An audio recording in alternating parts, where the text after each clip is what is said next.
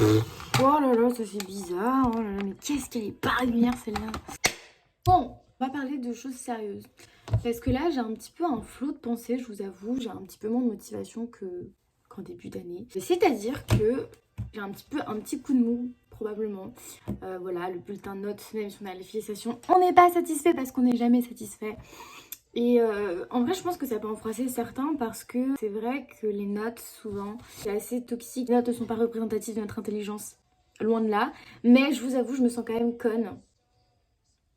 Enfin bref, il y a des gens qui ont certes une moyenne plus basse et qui sont plus intelligents, voilà, donc je tiens quand même à préciser. Enfin peu importe, ce n'est pas le sujet. Aujourd'hui, j'ai envie de répondre à des questions qu'on m'a posées. Donc j'ai cherché mon petit carnet de notes parce que la madame, très sérieuse et prend son boulot très à cœur, tout noté dans son petit carnet. Donc la première question qu'on m'a posée et qui est quand même revenue relativement souvent, c'est la question de mes cheveux. Pour que je vous explique un petit peu, en fait, avant, mes cheveux, je les avais assez longs. Et je détestais ça, franchement, ça me saoulait. J'en avais marre. Du coup, je me suis dit, mais Augustine, tu vas faire un changement de malade.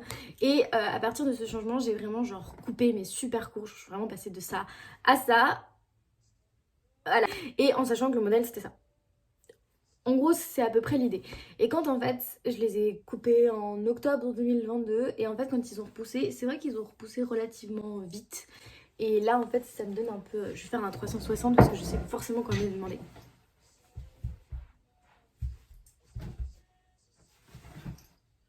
Voilà, un dégradé en fait. Mais là, je vous avoue, je trouve qu'il commence à être un petit peu long. Étant donné que je retourne à Paris en avril, je pense que j'allais me couper d'ici là parce que faut être un minimum présentable. Et je pense que dans 3 mois, ils seront rendus là. Et c'est pas ce qu'on a envie. Une autre coupe. J'ai pas d'idée. Deuxième question qui est aussi assez souvent revenue, c'est est-ce que je suis à l'aise avec mon corps? Est-ce que je l'apprécie? Alors cette question elle est quand même vachement... Il y a un an je n'aurais jamais pu répondre à cette question, maintenant je me sens capable d'y répondre. C'est-à-dire que pendant une période assez longue, pendant près de 2 ans et demi pratiquement, j'ai eu des troubles du comportement alimentaire. Plus précisément j'étais plus touchée par l'anorexie, voire à un moment donné la boulimie.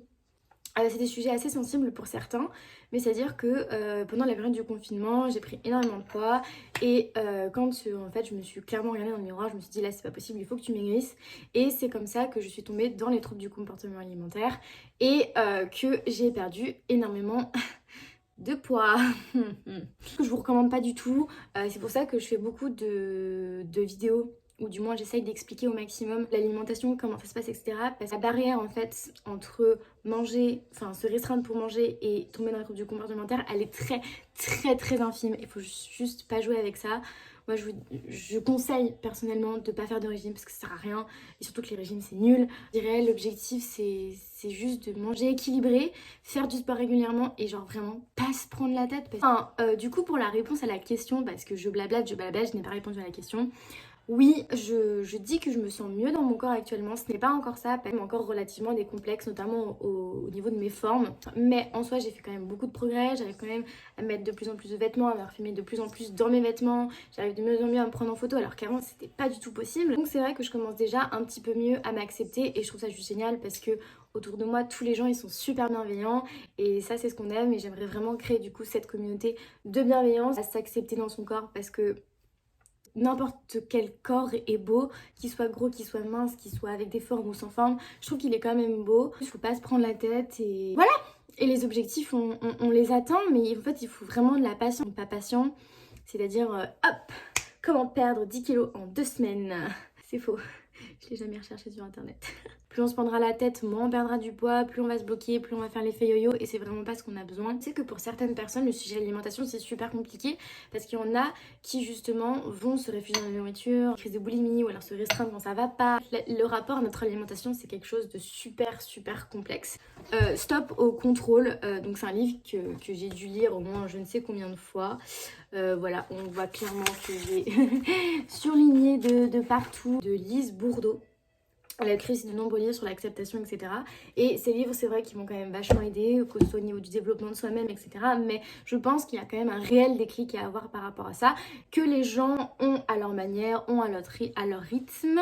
Et c'est après, ça fait la différence au fur et à mesure du temps. Confiance en soi, elle s'acquiert sous plusieurs années. Certains, ça va être plus simple, pour d'autres, ça va être plus compliqué. Il faut vraiment avoir les bonnes personnes, s'entourer des bonnes personnes, éloigner les personnes toxiques. Relation, je pense qu'on n'en parle pas assez, je pourrais en parler. On est jeune, mais les relations sont quand même importantes parce que c'est ça qui va nous construire plus tard. Et le truc, c'est qu'il y a beaucoup de gens qui tombent dans une sorte de dépendance affective parce que justement, ils ont ce besoin d'être aimés. Après, les relations, elles sont basées vraiment sur quelque chose d'envieux. Toujours, les relations sont pratiquement toutes malsaines. Et l'amour sain, quelque chose que la plupart des gens peut-être peuvent fuir ou en ont sûrement peur, ou alors les choses font que, mais vraiment, on pourra jamais aimer quelqu'un avant de s'aimer soi-même. Et ça, je pense qu'avant, je l'avais pas compris. J'ai eu de nombreuses relations amoureuses où ça n'a jamais fonctionné parce que je ne m'appréciais pas. Peut-être que maintenant, le fait que je m'apprécie plus et que je sais me gérer moi-même, peut-être que ça fonctionnera mieux. Mais c'est vrai que quand on ne sait pas se gérer soi-même, on pourra jamais gérer les autres. Est-ce que je suis déjà tombée amoureuse? La question est vite, très très vite répondue. La réponse est oui.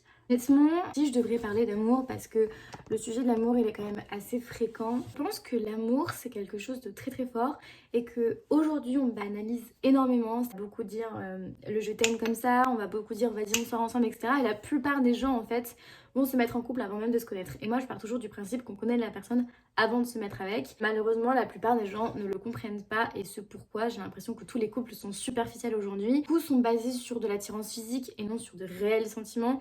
Et la plupart sont vraiment basés sur le corps de la personne.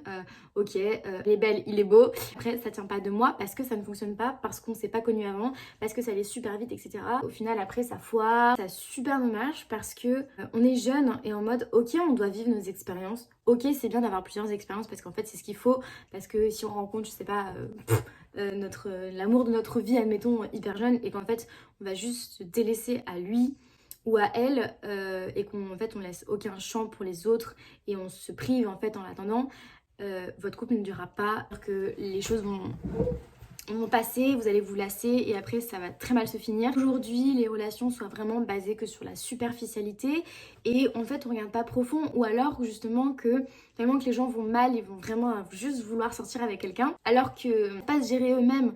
Et tant qu'on n'est pas en paix avec soi-même, personnellement je pense qu'on ne peut pas entamer une relation, ou du moins une relation qui va tenir, une relation sérieuse. Si les gens cherchent juste du flirt, du sexe ou quoi, ok, mais il faut juste que la personne en face recherche la même chose parce qu'il y en a, c'est pas toujours les mêmes attentes. Ça crée des cœurs brisés, des âmes sensibles et puis des âmes désolées. En revanche, moi j'y crois énormément. Je pense que quand on tombe amoureux, on le sait, on le sent. Généralement, quand on tombe amoureux, c'est réciproque. On peut tomber amoureuse d'une personne et ça ne peut pas être réciproque, mais je pars vraiment du principe qu'il faut prendre son temps et faut pas chercher l'amour. L'amour viendra à nous toute notre vie devant nous. Quand les gens me parlent qu'ils ont envie de crever, qu'ils ont envie de se suicider, je me dis mais c'est pas ce que demain te réserve. Tu peux vraiment avoir ta vie qui change du jour au lendemain. Super nouvelle, et moi je pense que c'est vraiment vraiment nécessaire de se battre dans cette vie, de se battre pour nos rêves, se battre pour nos valeurs, se battre pour la personne qu'on est, montrer nos qualités et montrer notre intelligence, tout ça, genre je trouve que c'est super important. Et des noirs qui en dépression et qui ont vraiment plus la joie de vivre. Moi-même, je suis passée par là et que certes, c'est vrai, il y a des moments qui sont compliqués, mais la vie, elle est réservée de belles choses. J'aimerais énormément aider les personnes qui ont ces idées noires parce que je veux vraiment vous faire voir que la vie, elle est plus jolie que ce qu'on pense. Elle est compliquée, mais vraiment, il faut qu'on se batte. Et se battre, c'est vraiment chercher la force intérieure en nous. Mais je sais qu'on peut la trouver parce que tout le monde l'a. Et il faut avoir ce déclic et cette force de combativité. Et je vous assure qu'il y a une solution à tout et que rien n'est impossible parce que le positif attire le positif. Plus on sourira à la vie, plus la vie nous sourira, je vous assure. Fais quelle taille tu parais grande? Alors là, au niveau de la taille, je suis un nain. Je mesure 1m58. Peut-être que je parais grande parce que je mets souvent des chaussures à talons ou du moins à plateforme. Mais non, désolée de vous faire des faux espoirs. Je suis très petite, très très petite.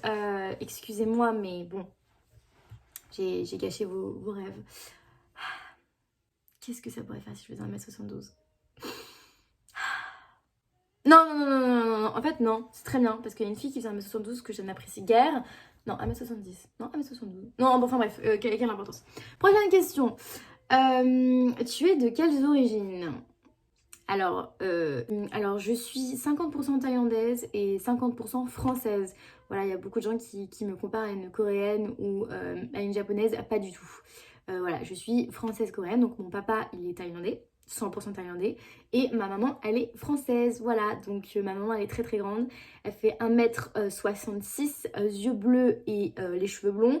Et mon papa, qui est tout petit, avec les yeux marrons et les cheveux marrons. Merci papa. On adore énormément mon papa de m'avoir donné ces magnifiques origines, même s'il ne sait pas parler un mot de thaïlandais. Que nenni, que nenni.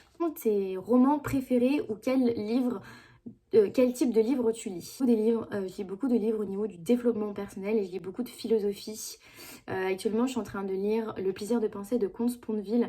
Il aborde en fait plusieurs sujets et je trouve ça super intéressant. Ma vidéo a encore coupé puisque je n'ai plus de stockage, donc je suis obligée de faire le tri. Donc je ne sais plus ce que je disais. Enfin du coup on va passer à la prochaine questions. Quels sont tes projets plus tard au niveau des études? Alors ça c'est une question très intéressante. Je compte faire des études de mode plus côté business parce que j'adore ça. Donc vraiment communication, marketing, etc. Genre vraiment plus tard j'aimerais devenir entrepreneuse, créer ma propre marque de vêtements qui porte le nom de ma grand-mère parce que mamie je t'aime et ouvrir un restaurant portant le nom de mon papy parce que mon papy aimait beaucoup les restaurants, il adorait la gastronomie, il était fan de gastronomie et j'aimerais vraiment leur rendre hommage parce que si vous ne savez pas, mes grands-parents sont décédés et je ne fais pas en faire un drame parce que toute ma vie, enfin du moins depuis qu'ils sont morts, j'étais en mode... Maintenant, ça suffit de pleurer, ça suffit de se lamenter sur son sort. J'ai envie de les rendre heureux, et bon, bien évidemment, je le fais aussi pour moi, mais je pense que le deuil est quelque chose... Tout le monde dit que c'est insurmontable, alors qu'au final, c'est pas si insurmontable que ça. Non, en vrai, c'est dur de se lamenter sur son sort, arrêter de procrastiner tout le temps. Quelque chose qu'il faut faire parce que plus on ramènera les petits trucs là à broyer du noir, bah plus on va rester dans le noir. Et justement, si hip, on sourit, on commence à allumer la petite allumette, hop, hop, hop, on va vite aller vers la lumière. Et je vous assure, ça fonctionne. Faut juste beaucoup de courage. Et voilà, parce que j'ai fait ça pour vous donner le sourire. Parce que j'aime beaucoup donner le sourire aux gens, parce que j'aime voir les gens sourire, parce que la vie elle est jolie et que je trouve qu'on ne le dit pas assez. Donc du coup, des études dans une école de mode, je pense que je vais viser plus l'Institut français de la mode et Mode Spé, qui sont alias mes deux écoles de prédilection dans mes premiers choix.